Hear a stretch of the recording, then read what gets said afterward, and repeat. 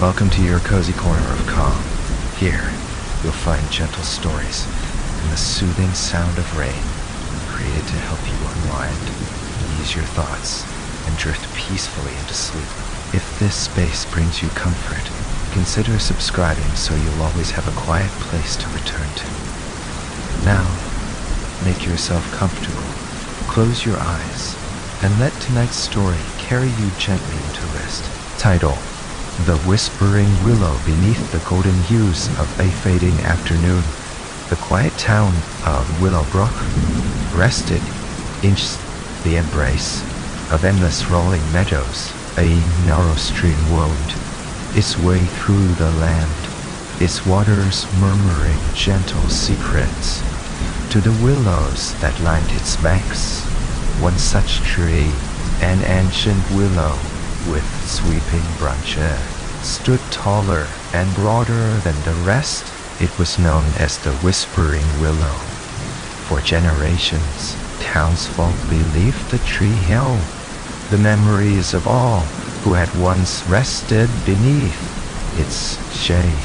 Some said its leaves rustled with voices of the past, telling stories only those who listened closely could hear.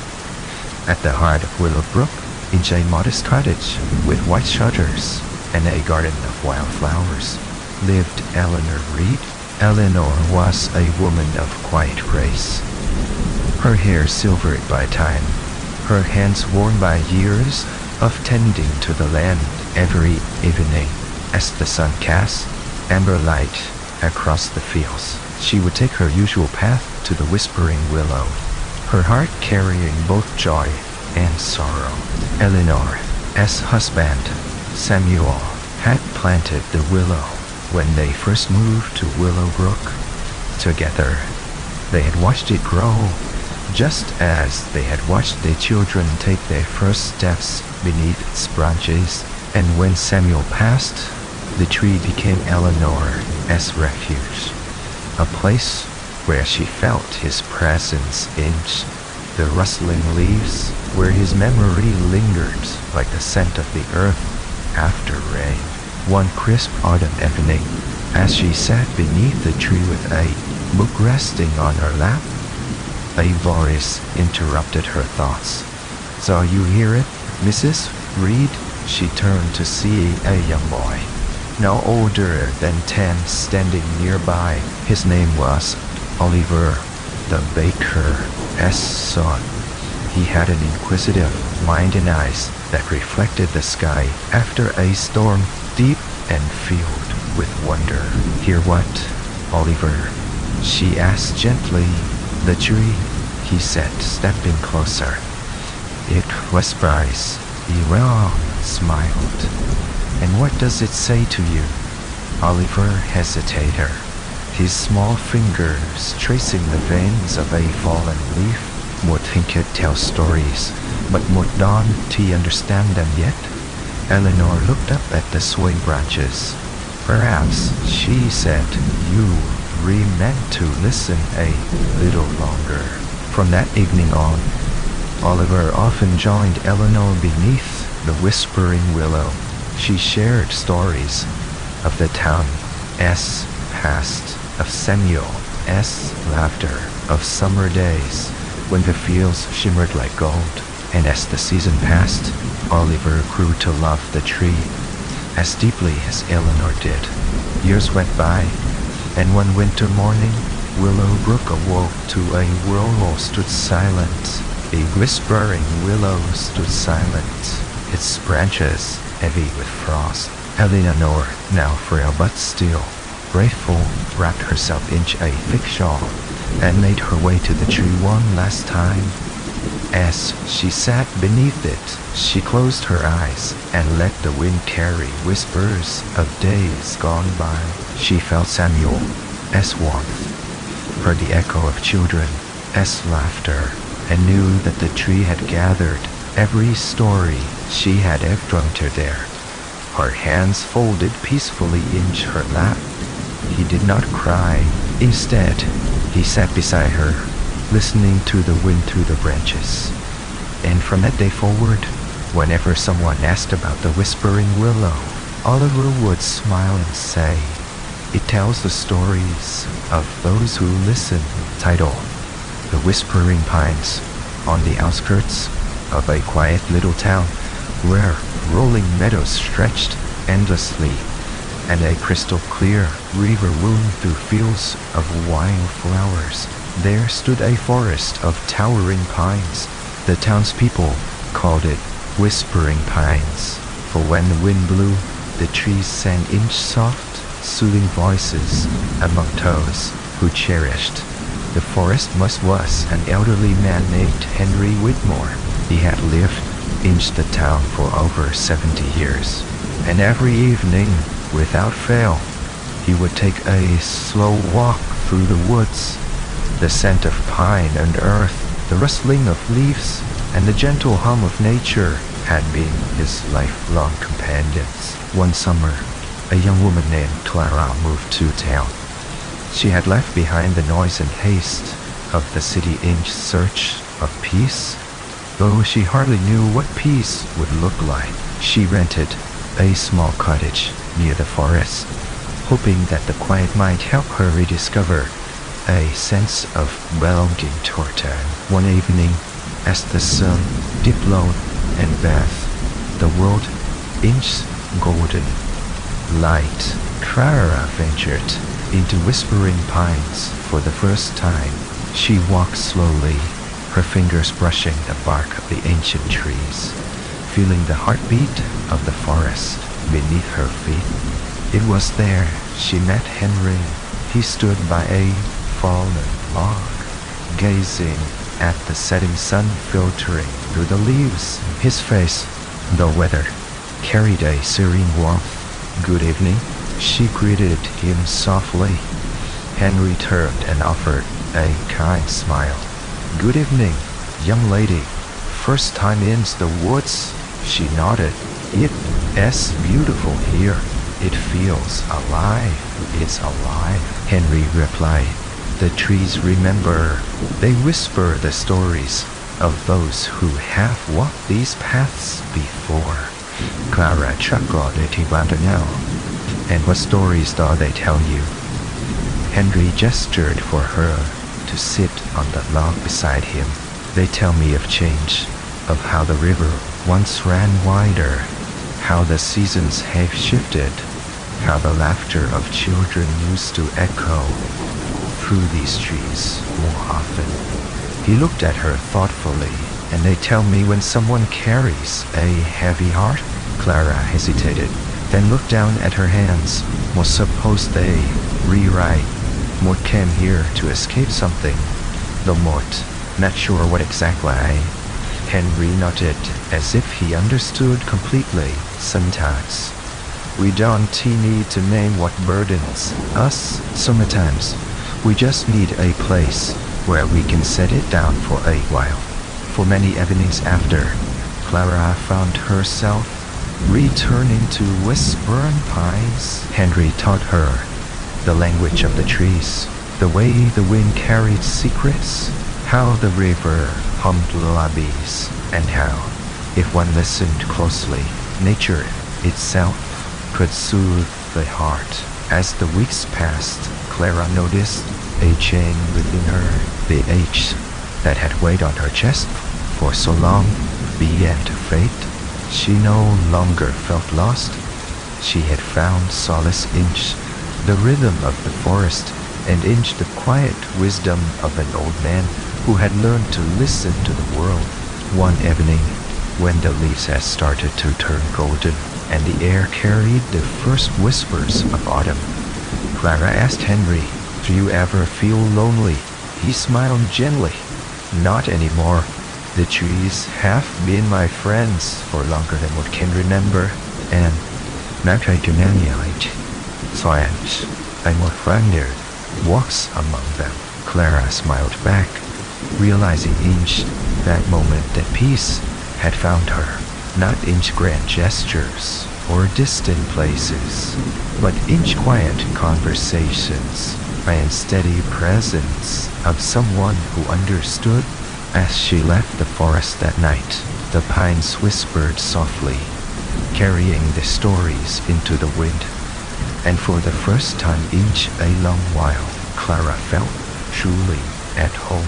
The wind whispered softly through the towering pine trees, carrying the fresh scent of resin and damp earth.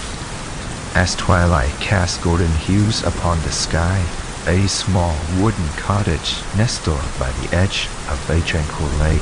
This was where Eleanor had lived for over 40 years, surrounded by the vast embrace of nature.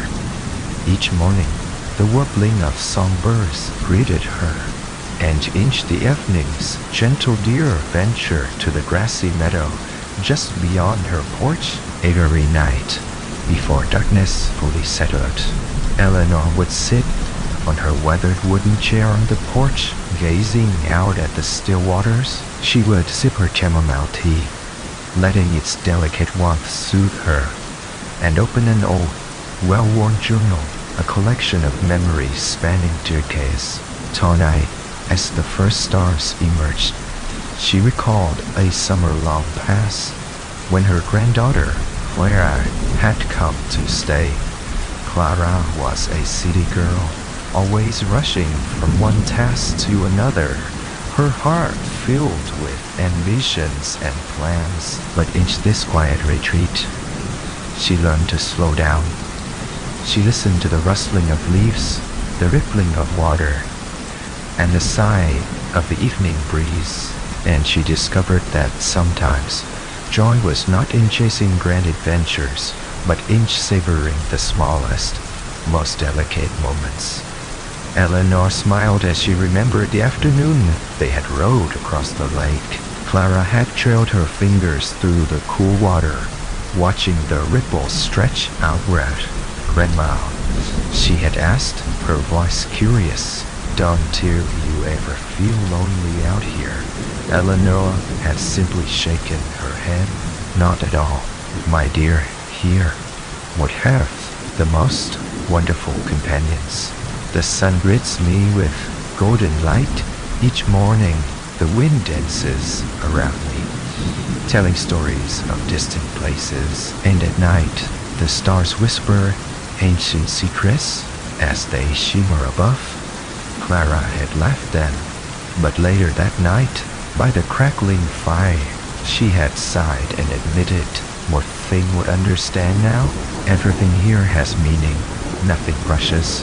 Nothing is forced. It just beautifully." Eleanor placed her journal down, her gaze lingering on the moonlit surface of the lake. Clara was grown now, building a life in the bustling rhythm of the city. But Eleanor knew that deep within her, the lessons of that summer remained. The knowledge that peace could be found in a quiet night, a warm cup of tea, and a heart open to the world. As quiet wonders, the wind continued to weave through the pines. The lake murmured softly against the shore, and the moon cast its silvery glow upon the world. Here, in this serene haven, time stood still, holding on to memories like whispers. In the night, the forest had always been a place of quiet magic, where time slowed, and the whispers of nature filled the air like a lullaby. Nestled at the edge of a vast woodland, a small cottage stood, its stone walls warmed by years of sunlight and stories. Here, Thomas had spent most of his life tending to his garden, listening to the rhythm of the seasons, and embracing the solitude that the forest offered him. Every morning, he would step outside with a cup of freshly brewed tea, watching the mist rise from the river that wound through the valley below. The trees, ancient and wise, stood tall, their leaves rustling gently in the morning breeze. Birds flitted from branch to branch, their songs weaving into the fabric of dawn. To Thomas, đi thuys to Lea, tune Doran. One autumn afternoon, as golden leaves spiraled to the ground, a visitor arrived at his doorstep. It was a young woman named Lillian, a traveler who had lost her way while hiking through the hills. She looked weary, her backpack covered in dust, but her eyes held the same quiet admiration for nature that Thomas had carried in his heart for decades. "You must be tired," Thomas said with her inch, stepping aside to let her inch. "Come, rest for a while. The forest can be quite overwhelming if you were not familiar with its paths." Lillian accepted the offer gratefully. Inside, the cottage smelled of pine wood and cinnamon, a comforting scent that seemed to wrap around her like a soft blanket. She sipped on the warm tea he offered and gazed out the window, watching the late afternoon light dance upon the treetops.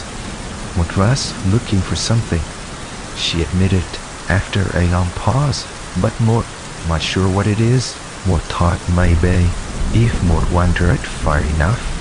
"Maud, defined it," Thomas nodded, searching for something unnamed, something just beyond reach. He gestured toward the woods. "Sometimes the best way to find what you were looking for is to stop searching and simply listen." As evening settled in, the two sat on the porch, watching the fireflies flicker among the trees. The forest hummed with life, the distant hoot of an owl, the rustle of unseen creatures. In the underbrush, the soft murmur of the river below. Lillian closed her eyes, letting the sounds wash over her. For the first time in a long while, she felt at peace. When dawn arrived, she stood at the edge of the forest, ready to continue her journey. "Thank you, Thomas," she said softly, "for the tea, for the shelter, and for the quiet." Thomas simply smiled. "The forest will always be here, should you ever need to listen again." As they disappeared into the misty morning, Thomas returned to his garden, tending to the earth with the same gentle patience he had always known. The forest, with all its whispers and secrets, remained unchanged, and yet he knew in some small way it had once again touched a wandering soul, guiding her toward the peace she had been seeking all along. Title: The Lighthouse Keeper.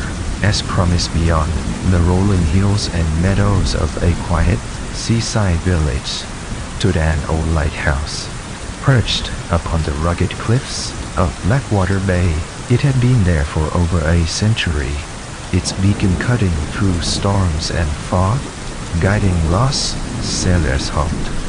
The lighthouse keeper, an elderly man named Thomas Reed, had tended to the beacon for nearly 40 years. He lived alone in a small cottage beside the tower, accompanied only by the sound of crashing waves and the cries of distant gulls. Despite his solitude, Thomas never felt lonely.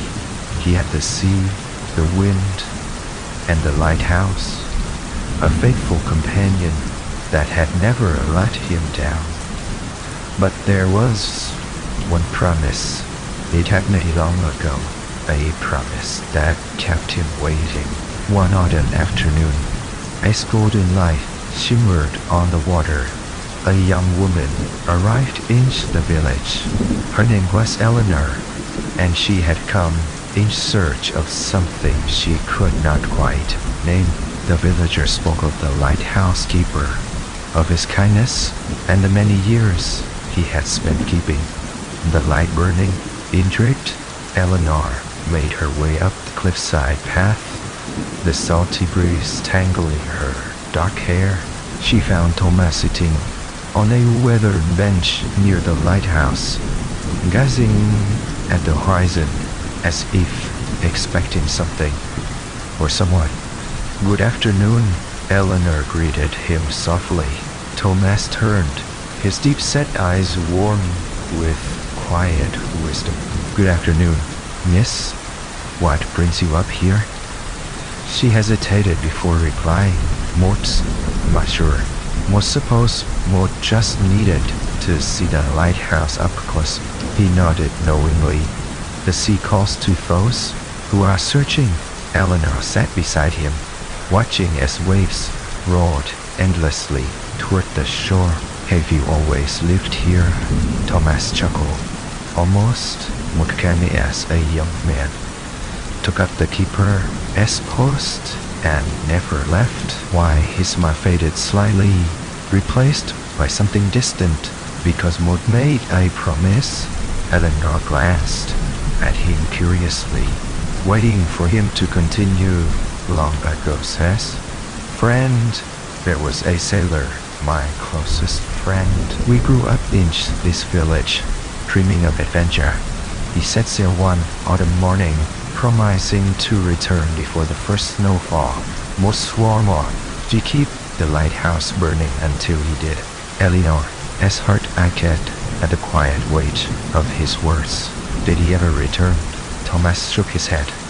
Gazing out at the endless blue, the sea is vast, and sometimes it keeps those it claims. But a promise is a promise. For a long while, neither spoke. The wind whispered through the grass, carrying the scent of salt and thyme. Eleanor returned to the lighthouse often after that day, listening to Thomas as stories of the sea, of storms weathered and ships saved. She found comfort in the steady rhythm of the waves, in the quiet presence of a man who had spent a lifetime waiting.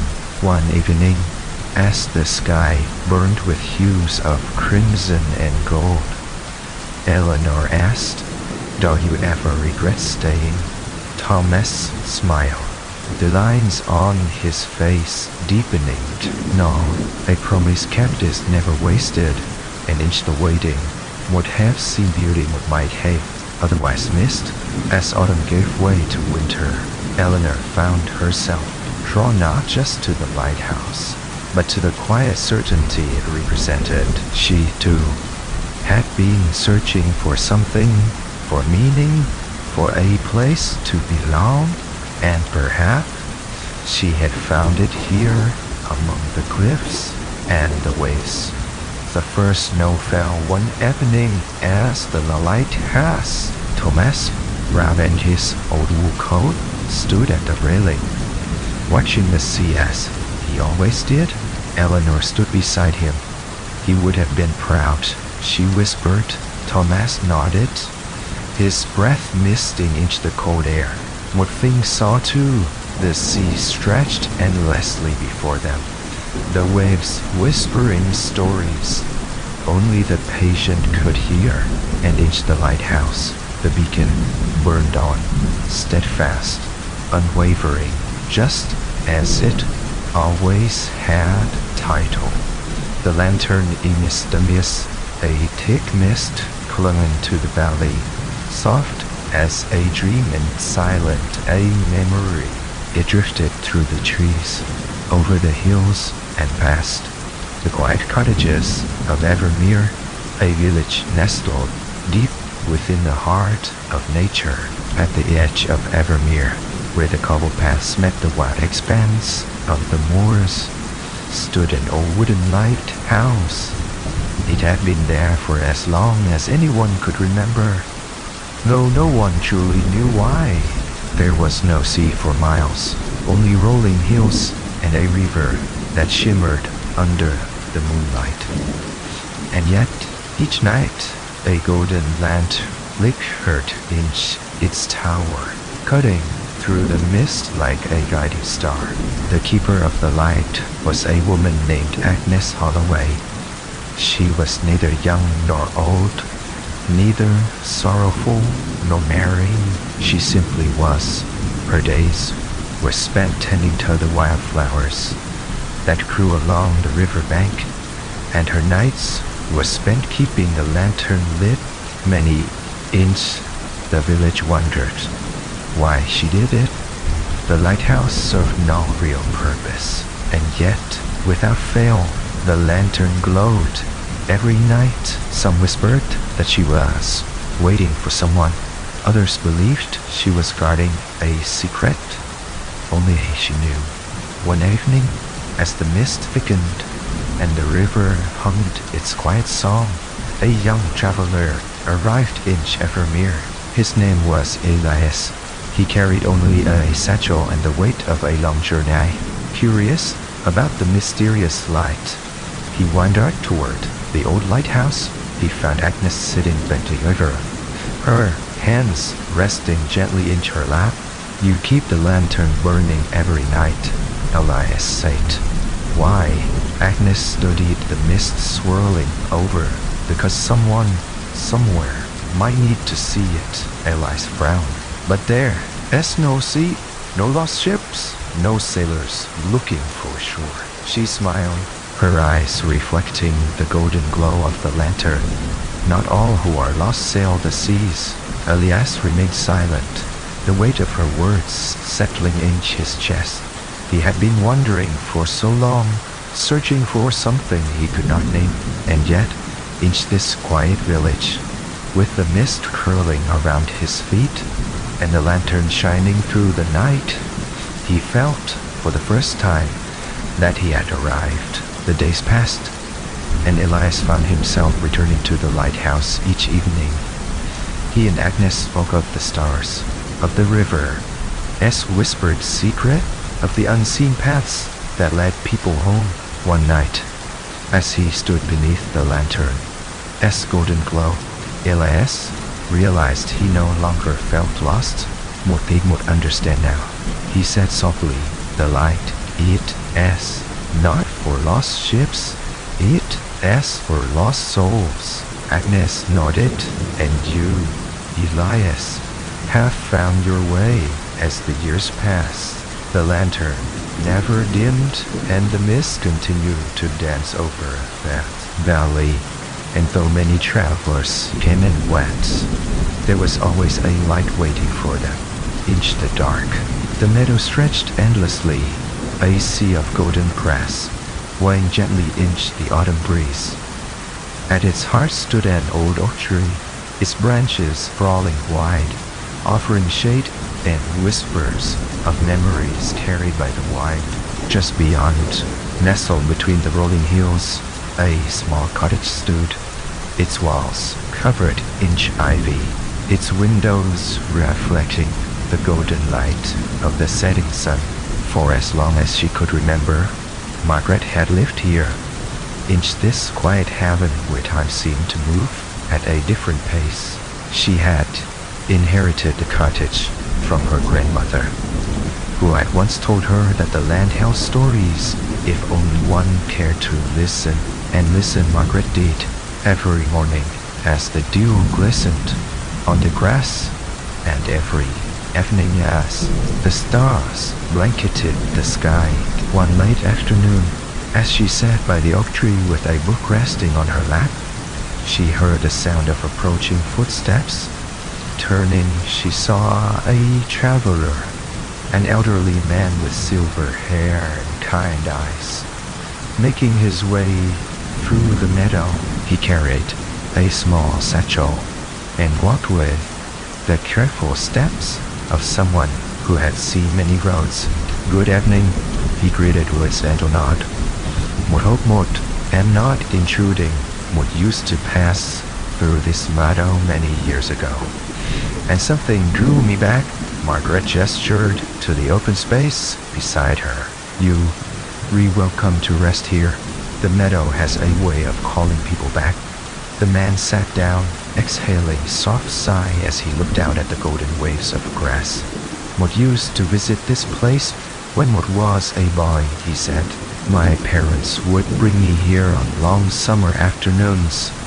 Một remember the sound of the wind through the oak, as leaves, and the scent of white flowers in the air." Margaret smiled, knowing that the land had a way of holding onto memories, weaving them into the very fabric of the earth. "It's strange, she mused, how a place can remember us, even when we've been away for so long. The man nodded. Most suppose places like this, no matter how far we travel, some part of our heart remains here, waiting for us to return. As the evening deepened, they sat in comfortable silence, listening to the rustling of the grass and the distant call of a night bird. When the man finally stood to leave, he turned to Margaret with a grateful smile. "Thank you for sharing this moment with me. Maud had forgotten how much Maud missed this place." Margaret watched as he disappeared into the twilight, his figure blending into the shadows of the hills. She knew he would return, just as others had before him, drawn back by the quiet magic of the meadow. And so, the meadow remained a keeper of time and memories, whispering its gentle secrets to those willing to listen. In a quiet countryside, where golden fields stretched beyond the horizon, there stood an ancient willow tree by the edge of a tranquil pond. Its branches, long and sweeping, draped over the water as surface like a protective curtain, swaying gently with the breeze. This tree had been there for generations, its roots deep and strong, holding secrets of the many souls who had sought solace beneath its shade. Not far from the willow, in a quaint cottage with blue shutters and a garden full of wild flowers, lived a woman named Margaret. She was a bookbinder, known in the village for her delicate hands and keen eye for restoring or forgotten pages. Her days were spent surrounded by the scent of ink and parchment, stitching together stories that had once been lost to time. But when the sun began to set, she would close her shop and wander to the willow tree, where she would sit by the pond and listen to the whispering leaves. One summer evening, as Margaret settled into her usual spot, she noticed a young man sitting beneath the tree, sketching in a leather-bound notebook. He had an air of quiet concentration, his fingers smudged with charcoal. Curious, she approached and peered over his shoulder. His drawing was of the willow itself, every detail captured with remarkable precision. The way its leaves cascaded like a waterfall, the reflection in the rippling pond, the soft glow of fireflies beginning to wake. That's beautiful," Margaret said softly, not wanting to startle him. The young man looked up, his hazel eyes warm and kind. "Thank you, Maud. We've been coming here every evening, trying to capture how the light changes through the branches. It never looks the same twice." Margaret smiled and sat beside him. "It's a special tree. My mother used to bring me here when I was a child. She said how the willow listens to those who have stories to share." The young man nodded, tucking his charcoal away. "Maybe that's why Maud keep coming back." He extended his hand. "Maud, I'm Henry. Maud moved to the village a few weeks ago." As the summer stretched on, Margaret and Henry often found themselves under the willow, exchanging stories, some real, some imagined.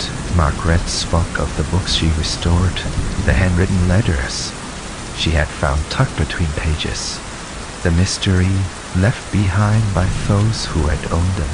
Henry, an illustrator by trade, shared tales of the places he had visited, the people he had met, and the fleeting moments he wished he could keep forever in his sketches. One evening, as autumn painted the fields in shades of amber and crimson, Henry handed Margaret a book bound in soft, worn leather. "What made this for you?" he said.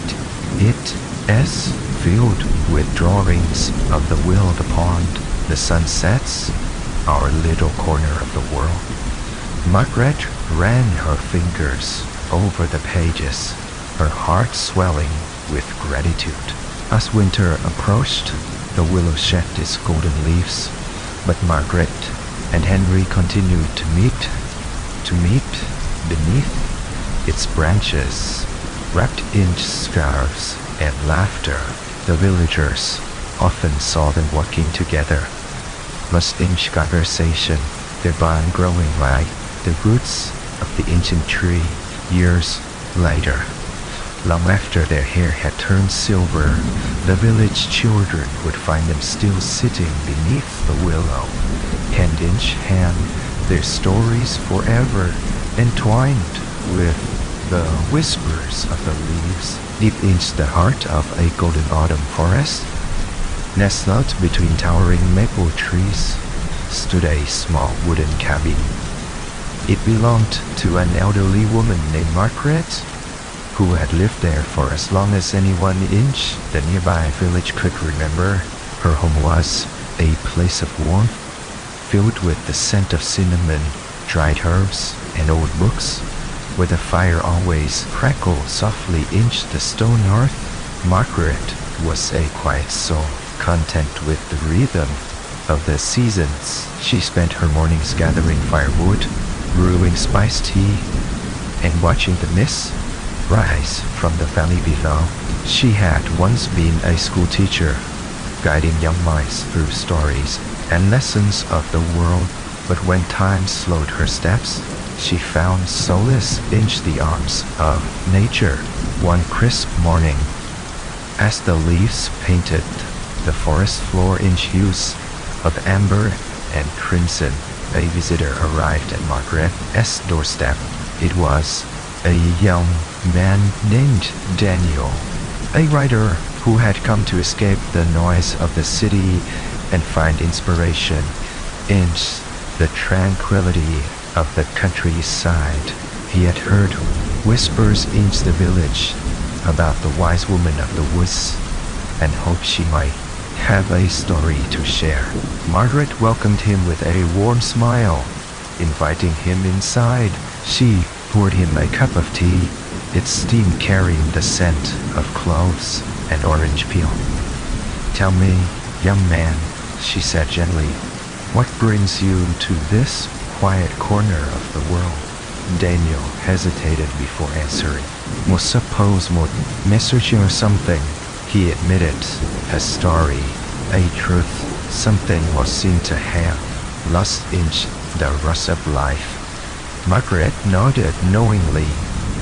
"Ah, the world moves quickly, does it? Dear, time slows. If you stay long enough, you might find that what you seek has been within you all along." Over the days that followed, Daniel found himself captivated by the simplicity of life in the forest. He would rise early to watch the morning sun filter through the trees, listen to the rustling leaves as he walked along winding paths, and sit by the fire in the evening, listening to Margaret's gentle voice recounting stories of the past. One evening, as the wind carried whispers through the branches, Daniel asked, "Don't you ever miss the world beyond these trees?" Margaret gazed at the flickering flames, her eyes reflecting memories of years gone by. "The world is not something we leave behind here. It lies within us, in the stories we carry, in the moments we choose to remember." Her words settled deep in Daniel's heart. He realized that inspiration wasn't something to be chased. It was something to be felt, something that lived in the quiet spaces between each breath. As the days passed, his notebook filled with words once lost to him, and in the stillness of the forest, he rediscovered his own voice. When the time came for him to leave, he stood at Margaret's doorstep, hesitating. "Thank you," he said softly, "for reminding me to listen to the world, to the wind, to myself." Margaret simply smiled.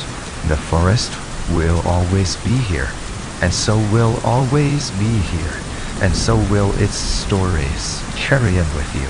As Daniel walked away, the autumn leaves swirled around him, whispering secrets of the earth. He knew then that he would never truly leave this place, for it had become a part of him, woven into his words, into his heart, like an old story waiting to be told. Title: The Meadow. As secret there was a meadow on the outskirts of Ashwood Village, hidden between the rolling hills and the thick whispering forests. To those who happened upon it, the place seemed almost enchanted. Wildflowers of every color swayed gently in the breeze, and a quiet stream wove through the grass like a silver ribbon. The air was always filled with the soft hum of bees and the distant chirping of crickets, as if the meadow were singing a song only nature could hear. Few people ventured there, except for an old woman named Margaret. She had lived in Ashwood for as long as anyone could remember, and every afternoon, just as the sun beat too deep, she would make her way to the meadow with a small wooden basket in hand. Some villagers whispered about her, curious as to why she spent so much time in that secluded place. Perhaps she is searching for something, they said. Others simply shook their heads. She has always been that way, quiet, gentle, unworldly.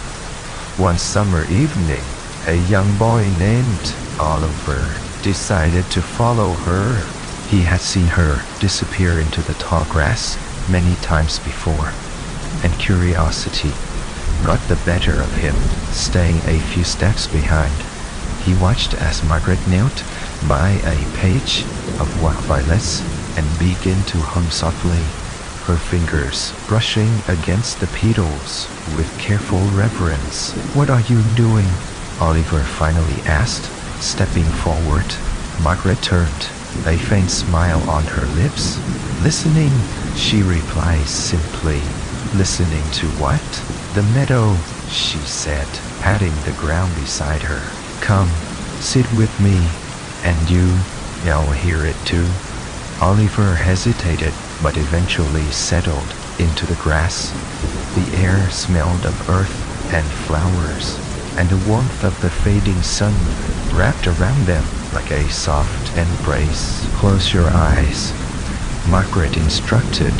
"Now, tell me what you hear." Oliver listened. At first, he noticed only the rustling of leaves and the distant chirping of birds. But as he sat still, other sounds emerged: the bubbling of the stream, the fluttering wings of a butterfly, even the faint crackling of dry grass as a beetle crawled past. "Would hear the wind," he said, "and the water, and the bugs." Margaret nodded. "The meadow has a voice, just like you and Mott. It carries some old, some new, and if you listen long enough, it might just share a secret or two." Oliver frowned. "Secrets? What kind of secrets?" Margaret, S.K. softened. "The kind that remind you of things you've forgotten. The kind that make you feel at home." For weeks after that evening, Oliver returned to the meadow. Sometimes Margaret would be there, sitting quietly among the flowers, and sometimes he would find himself alone, listening, waiting, hoping to understand the secrets she spoke of.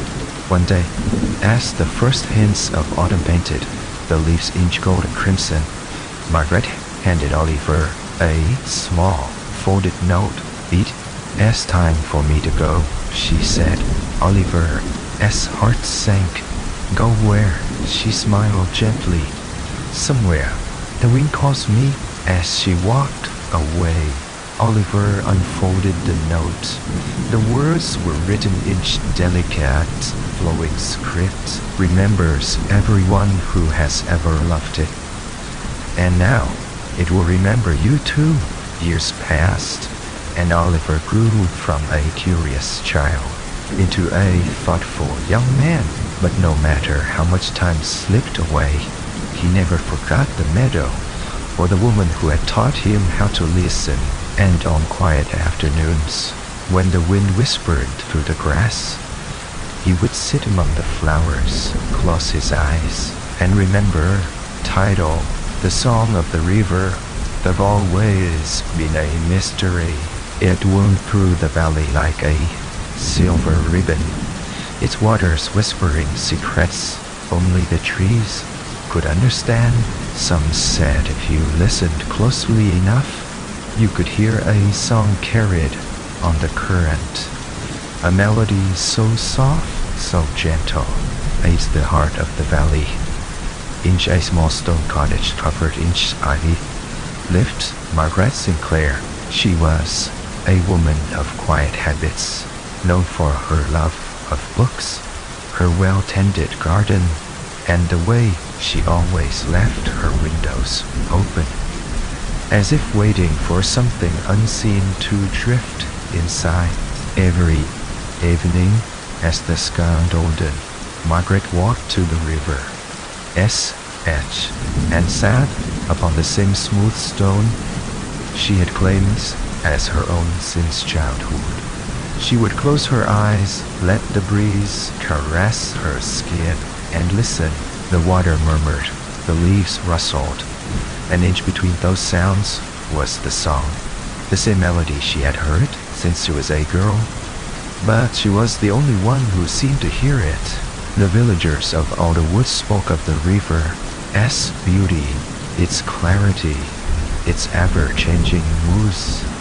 But whenever Margaret asked if they heard the song, they would shake their heads and smile kindly, as though indulging a dreamer. Then one autumn afternoon, as she sat by the river, she was joined by someone new. Would hear it too, the voice said. Margaret turned to see a man standing a few feet away. His hair was gray at the temples, his eyes the color of stormy seas. He carried himself like someone who had traveled far and had finally found a place to rest. You hear the song? She asked, disbelief and hope intertwining in her voice. He nodded. Mutve heard it sing what was a boy, but Mut thought Mut was the only one. His name was Thomas, a wanderer who had spent his life searching for something he could not name. He had heard the river as melody as a child, but had lost it somewhere along the way, buried beneath the noise of the world. And now, this quiet found him again. For the first time in years, Margaret felt understood. They spent their evenings by the river, speaking in hushed voices, as if afraid to disturb the melody that wove through the air. As the days passed, the song seemed to grow stronger, richer, filled with harmonies neither of them had noticed before. It was never just a song, Thomas murmured one evening. It's a call, a reminder of something we always known but forgotten. Margaret nodded.